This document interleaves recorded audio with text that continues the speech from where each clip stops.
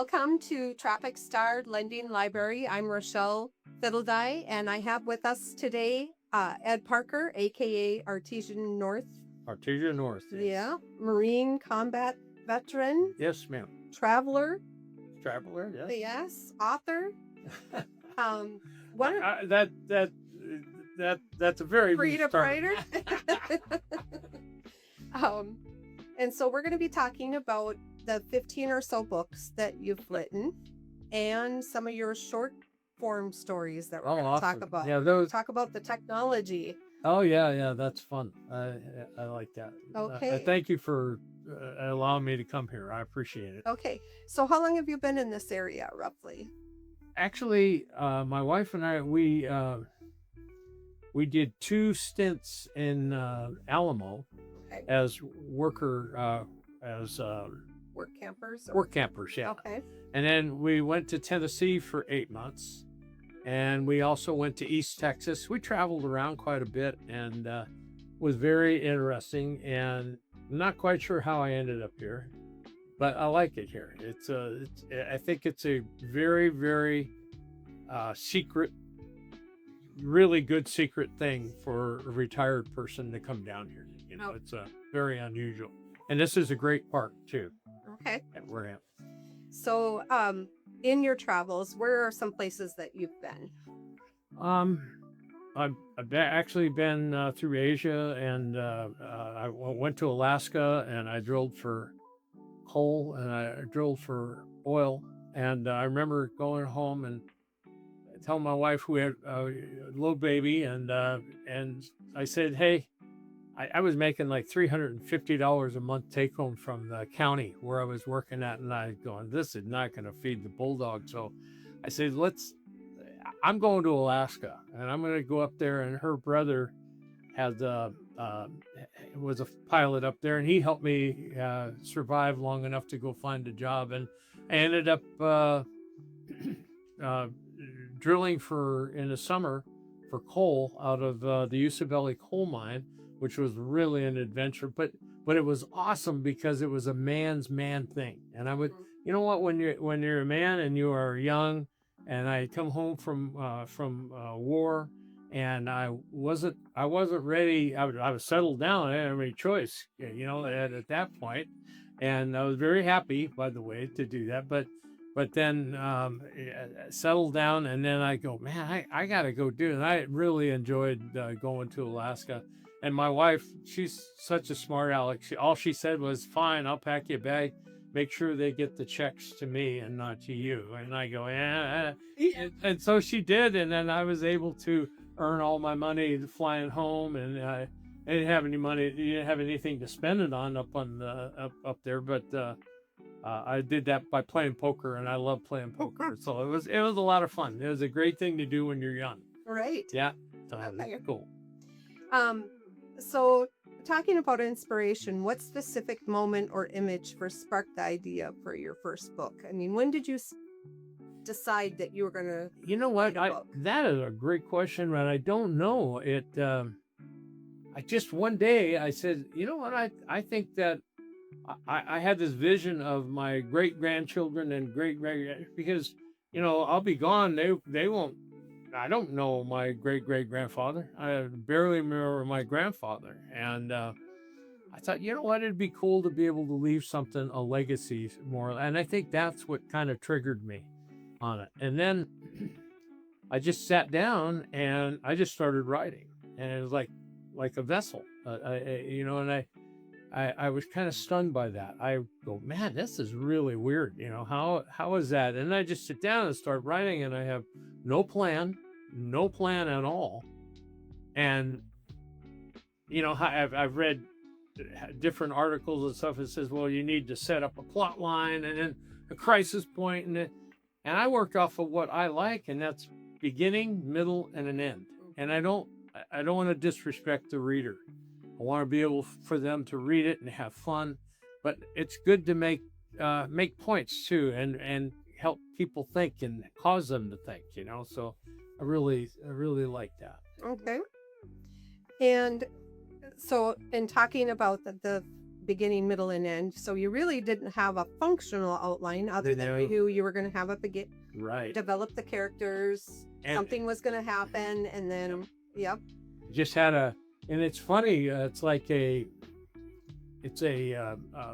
one book or what's a short story called Office Calls, and in Office Calls, that all came from a person that I knew that was a doctor, and he was an OB/GYN doctor, and I'd say hi to people, and I didn't know him that well, but I said, "How you doing?" And he goes, terrible." And I said, "Why?" And he says, "Man, I just sat through 3 hours of an attorney reaming me." And I go, "About what?"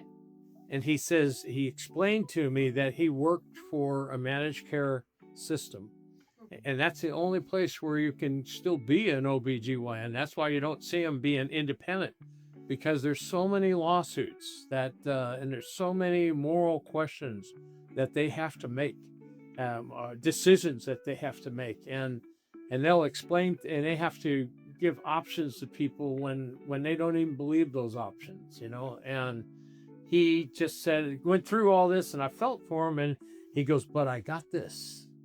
And I said, "What's that?" And he says, it's the business card of that attorney that reamed me so bad today. And I said, "Well, why did you do that?" He said, "Well, that's what he wanted to know." When it was all over, I said, "Hey, can I have your business card?" And he goes, "Why do you want that?" He said, I keep track of that stuff, and maybe, he said something like put him on a Christmas list or something like that. But he had such dark, he was so pissed. I mean, he was really angry. And so I thought, man, that's a good story. And I carried that around for 15 years. And in the back of my mind, I'm going, what if he did this? What if he did that? What if I make him a doctor outside of our culture completely and clash those the values and stuff? And I had fun with that. And my wife goes, "What are you thinking about now?" Because I'll be driving along, and I do, and in my mind, I'm turning it around, and I'm having fun with it. And I'm going, and then out of the blue, I'll say to her, "Hey, you know what he ought to do? He ought to do this." She goes, "What are you talking about?" Oh, she goes, "Okay, now she knows," and she gives me good advice, like shut up, That's not gonna work. But it was things like that inspire you. You'll have something happen that you go, "Wow, that'll make a great story," Right. So. Some people have that experience. I don't think everybody has that experience. I must really, I must have a really magnetic deal, because I met some really strange people, and they've given me some great advice and insight. Mm-hmm. Yeah, one of them being Muhammad Ali.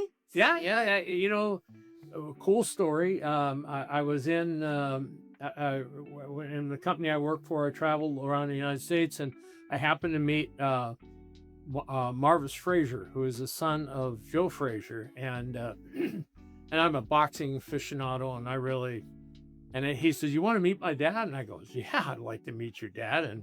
And Joe Frazier come up to about here on me, and so I'm shaking his hand, and in boxing, there's a term that they use, and it's called queer street. And it's when the person is not on the same street you're on, mentally. And Joe was having a bad day, but he shook my hand, and he had a cowboy hat on. I'll never forget it. And he's looking back at me like this, and he wouldn't let go of my hand. I said, "Marvis, your dad won't let go of my hand." He says, "Dad, let go of Mr. Parker's hand." And he says, "This man wants to hurt me." That's what he said. And I'm going, "Oh my God, I'm going to get punched out by Joe Frazier." So in my mind, I'm going, well, it could be a good thing, but then so 2 weeks after that, I get a phone call from a friend of mine. He says, "Would you like to meet Muhammad Ali?" And I go, "Duh." And he says, I told him that you were going to be in the South, and Ali had a horse ranch in Kentucky at the time. And his people said, "Can you be here on this night at this time?" I went, "Absolutely." And I went there, and he answered the door of his house. And he was a gigantic man. He was like 6'4". and he wanted to know all about what happened with Joe Frazier. That's why he wanted to talk to me. And so I'm explaining the whole thing, and I said to him, I said, and then it looked like Joe was going to punch me, and I wasn't sure whether I wanted that to happen. I'll never forget the sound of Muhammad Ali. He goes, Joe Frazier is a bad man. And when he said that, I go, oh, I shouldn't have let him hit me, huh? He goes, no, he'd have killed you. I go, wow, and but he was such a great guy, and we talked about Vietnam. That was another thing that he knew I was a Vietnam veteran. He wanted to talk about that. He wanted to know how I felt about him, and I said, I remember asking him, I go, were you willing to go to jail for that? And he goes, yeah, I thought I was going to jail. I said, I don't have a problem if you stand up for what you believe and you're willing to go pay the price. But he was just a wonderful. It was just such a blessing to be able to meet one of the most famous people of the 20th century, and here I am, a knucklehead from nowhere, and why he even had that. But he was out of communication with Joe Frazier at that time. Yeah. And but that was really probably one of the greatest. Right place at the right time. Yeah, it's just insane, and life does that sometimes. Yeah. So, and talking about getting back to your books, what do you think is probably the most challenging scene you've ever had to write, and how did you overcome it? Like right now, I'm writing one called Sons of Cain, and it is the hardest thing I've written. I normally sit down and it flows. This is not. It comes in chunks, and I'm going, wow, I didn't see that coming, and I'm as surprised as anybody when I get to that point. So and I have to confess, I've had people tell me, your book is weird, man. I mean, they've read a book that I wrote, and you go, that's, it's just, well, I'm sorry, I don't know what else to say, but that was it. It did it for me, and but I think that's a pretty normal thing. But right now, this one I'm on, I'm going to get it done though. Yeah. The great thing about writing is a writer has to, or in my belief, has to have discipline. That's the most important thing that anybody has to have to write. You have to designate time every day that you write, whether you like it or not. Mine is early morning still. I get up, I have a cup of coffee, I associate myself with all the cats and dogs, and I sit down and I read the Bible, I pray, start my day right. And then I sit down and write, and I'll write for maybe 2 hours on a daily basis. And that probably is the superpower that a writer has to have, And then also, don't write what everybody else is writing. Write what's interesting. Write something different, So even if you're having a little bit of writer's block on a certain book, you might start writing something else. I am working right now. I'm editing a book that I wrote 15 years ago, and I'm updating it. Okay. So yeah, you're absolutely right. You just put in the time. It's like some people who are in great physical shape and they work out every day, which I am not one of them, but they do that every day, and that's how writing is. And I believe that if anybody wants to write, if they will designate time and follow through on that thing, they'll be surprised what happens. Okay. And we talked about, how many drafts do you go through en route to the final product? None. I just write it. That is crazy. So it is nuts, isn't it? Yeah. Fortunately, I'm married to a woman who is brutally honest, and I'll give her a story to read. She always reads everything. And one time she kind of tossed it back at me and goes, you need to expand on your characters. That's way too, and I go, okay. So I did. I went back and did it, and she approved of it, so and then I have a group of people that always read my stuff, and they let me know what needs to be done and everything. They're pretty cool about that. And you can't be offended by it. You know what I mean? If somebody tells you something that's from their heart and they see something, man, pay attention to it. You don't have to change it, but understand that, and I have found that in most cases they were right. that didn't go deep enough on my characters, and I think as part of my personality, I want to get to the story and get moving and get it whole, and you can, and even my short stories I could have made longer, but I think when I read House Calls, that was one thing that I really enjoyed, is that you got to know the character oh, good. at the beginning, and I like that because you kind of set up the storyline. So each one of them, the lawyer who was, Bombastic. every big billboard lawyer that you see out there, I know, kidding. gonna sell this or do that, and then the doctor from Uganda who had his own experience, being, I don't want to ruin the whole story. In his perception, there, you're pretty smart. You picked up on that, and that was neat for me. I like that. I think that is like that story will stand for a long, long time, and it causes conversation when it's done. Right. And it's not meant to be, so many writers, new writers. I'll read their stuff and they're going vampires and UFOs and stuff that's been done. And, write things about people, write things that make a difference. You know what I mean? Right. Do you ever find that when you read stuff? I mean, you have writers that write alike, and it's what's the hottest trend now, or whatever. Everyone wanted to be Anne Rice at one time. You know what I mean? And it wasn't possible. That woman was the unique in what she did. No. In that, so. Yeah. And I'm kind of I love biographies. I do too. That's a big one for me. Anything that you can associate to today, or is happening today, or maybe happened in your own life. The realism. I think there's a lot of that in your characters. That's an important part. And in one book I wrote called Evil Walks on Water, I was able to take a historical character and combine him with my own life story. And that was a fun thing to write, because I'm going, man, how does this work?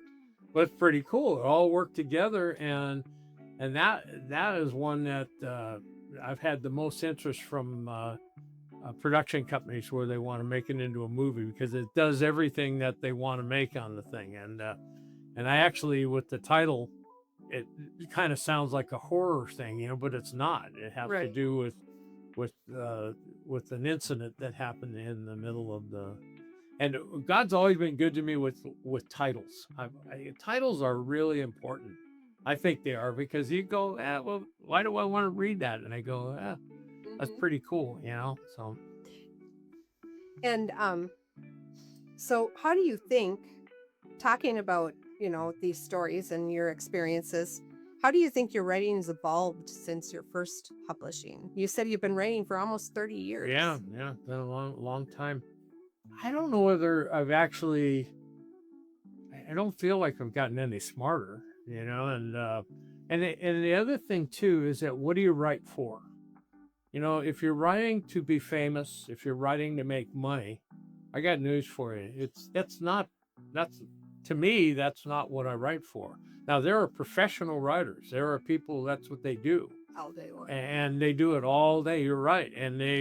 But that's not me. To me, it is personal. The stories are personal and stuff, and I look at it from a legacy standpoint, and it just maybe I'm totally wrong on that. I leave that open. Well, I think every artist, and we call you an author, a creative writer, or whatever, but I think also the term artist is really uniquely you, what you do and what you enjoy. And you talk about your legacy. So it sounds like you're creating these characters from experiences that you've had, or people you've met, but you're also creating a legacy for your grandchildren and your children to kind of know, hey, this is who Dad was or Grandpa was. Exactly. Or they'll say, man, that's pretty cool that he wrote that, Right. And you just hope that it's around that long, what I mean? Well, with technology, it's certainly that's true. Certainly will be. Let's what do you think, getting back to writing, what do you think is one rule that you believe in and one that you think is made to be broken as a writer? So what? Know what you're writing. You know, if you're going to write about a drill rig with a Mayu 1000 on a Nodwell, then know what it is. Understand what it is. If you're going to talk about shooting, if you're going to talk about anything, know what it is. You know, best from some kind of personal experience.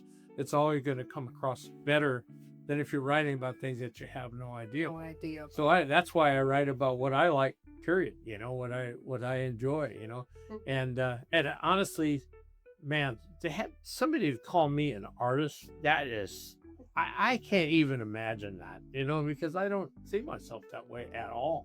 Artists never do. Oh, is that true? That is Really? No kidding. I had no idea. they never think their work is good enough. They always think that they can improve somehow, and they're always searching for that next. Yeah, that's an interesting point, because I would say there's value in that, and but it is a lot of fun to when you complete a 50,000 word novel.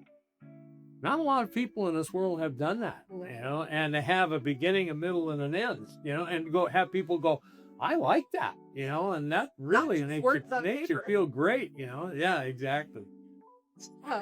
And talking about the future, what projects are you working on next? You mentioned Kane. Yeah, doing we have what's happening technologically in the world with my son Shane. We have we're doing AI, taking AI and making movies. So I'm taking a short story. He is taking a short story, and we're making it into a half hour to an hour actual movie. And it'll be all AI. And it's kind of stunning how amazing, you know, to me, it's amazing that you can even do it, because you got to understand that the power of our whole society has been in the hands of people in Hollywood, California, or New York City. And through their filter, that's what the whole world, and they've done a really good job, and they've done a horrible job. They've helped to destroy our society, in my opinion. And they have done great things with their stuff. But when that technology falls into the hands of a bonehead like me, that is really amazing. And then that's when I believe we're really going to see some amazing stuff being done. It's almost like a live comic. It is, exactly. We did one. I worked with an artist out of Uganda, and he did the artwork for I have a story in there called Jacob's Hammer, and it takes place in a German concentration camp. And I got the idea for the whole thing when I saw a book title called IBM and the Holocaust. And I read a highlight on it, and it said the IBM was involved in the computers in the concentration camps, and they used to send people in there to fix those computers. So because the German Nazis were so attracted to knowing all the numbers and knowing everything. So it just amazed me that how somebody could go in there and go to work and have and see all of that going on around them. And so it was a way for me to write a story about it. And I have a guy who works for IBM, and he ends up in the camp, and it's not a good thing for him. So the writer, excuse me, I took a dirt road there. But the writer, the artist that we got from Nigerian. He was Nigerian, and he was a nice guy. And but man, I have never seen a black man be a guard in a German camp. Oh, wow. I asked him, I said, do you know what happened in Germany in World War II? And he goes, no. I explained to him what happened, and he says, nowhere did anybody tell us about the Holocaust. He had no idea about it at all. in Africa. Wow. And I thought, oh my God. And so we did a, what do they call that? A comic book. And tried that, and that didn't work. But you're exactly right. We are ending up with a moving comic book and if the powers that be don't want to make it, we'll make it ourselves. And we are just one of millions out there that can do this. So it's pretty exciting, I think, And let's talk about that. You actually have a new short form series out on your website, artesianorthe.com, called Tales from Far Away. Yeah. PHAR. Yeah. That's a fun deal, and it has to do with a situation that's going on in our community in Texas right now. There is a thing called drugstore heroin, and it is energy drinks that are very addictive and are causing people to die, get sick. And things are happening so quick in our society that government has a hard time reacting to them. And so right now in stores, there is this poison being sold in convenience stores. So the story revolves around that. And I'm hoping that we'll have six episodes of it. And there are 3 up there now. There are correct? 3 now, and we have a 4th one coming up right now. And if you go to the website, you can see them. Okay. So, yeah. And view them on YouTube. Yeah. Which was, I think Todd and I watched the first 2. Okay. We watched the second one last night. Okay. Do you have plans for any more of these? We were talking about that. So you're talking, wasn't there something about Ivy? We're going to do Ivy Apple, which is a short story.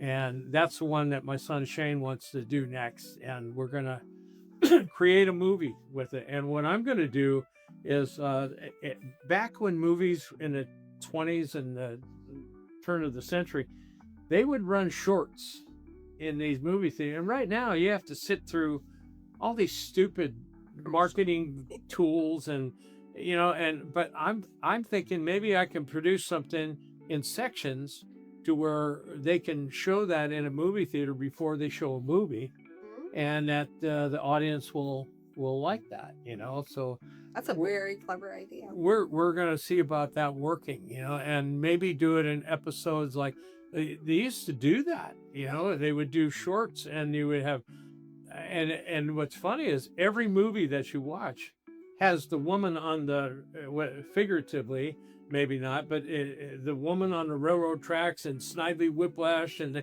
you got all that, they're reusing all that stuff over and over again, so we think that that might be a place to go, because right now movie theaters they're sucking eggs, man. They are in bad shape right now, and we need to do something to rejuvenate that. And I think that we have something that's going to happen like that. Yeah, I don't know. That's great. Yeah. Do you see? So we were talking about AI, and those short form stories use AI, and you were talking a little bit more about that. What would you say to new writers that are looking at that genre? Yeah, don't be afraid. It's like the guy working in the blacksmith shop cursing the car as it rides by. I mean, it's just, that's not healthy.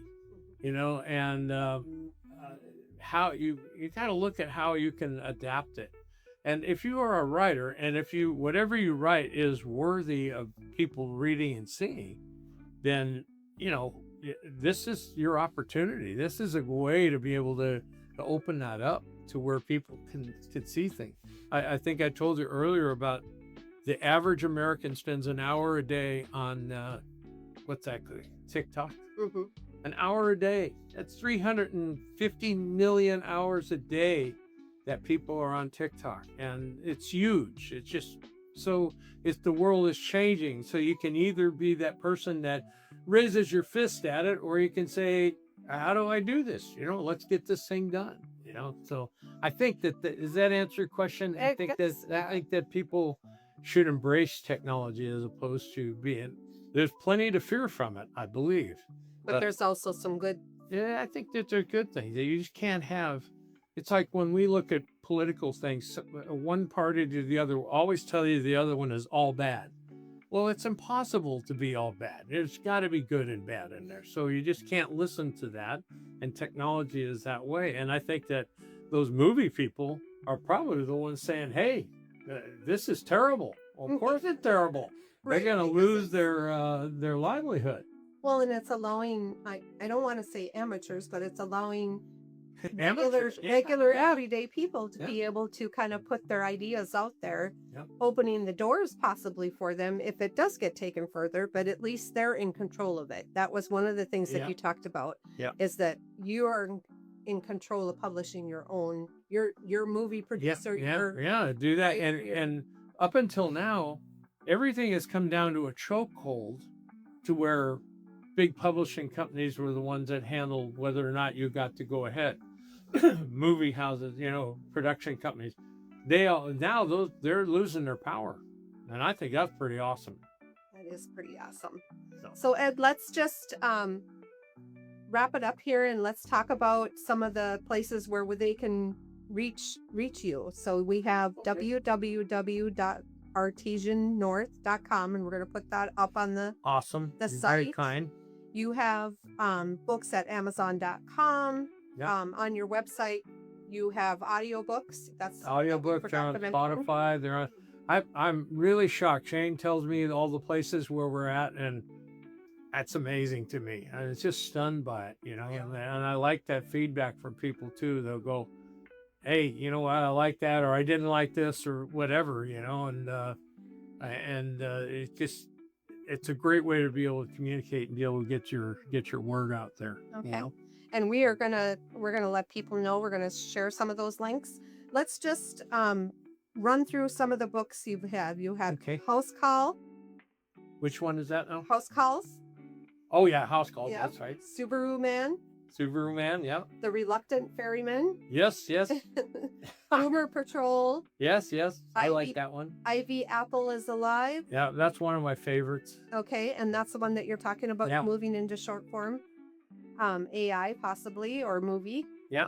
Project Dreamers. Yep. Jacob's Hammer. We talked about that. Sin Stacker Chronicles. Yeah, that was a fun one. I like that one. Split the Eastern Sky. Yep, that was the precursor to the Reluctant Ferryman. Oh, okay. Yeah. Okay. And then we have Evil Walks on Water, which Yep. was your experience, and in Alaska, and also with sort of the Mad Trapper of the Yukon. okay. And then we of course have the short form series via AI on YouTube, Tales from Far Away. Yep. So it's been a lot of fun talking. You know what? You're so kind to me. Thank you so much. I don't even know why, but you even want me here. But I really appreciate it. I enjoyed some of very your writings, and I'm looking forward to more of it. Good deal. And Well, you're you're very kind. I think you have a great story. Yeah. I'm going to tell my wife that. Okay. Sounds great. Thank you. All right. Ed. Thank you so much. Appreciate it. All right.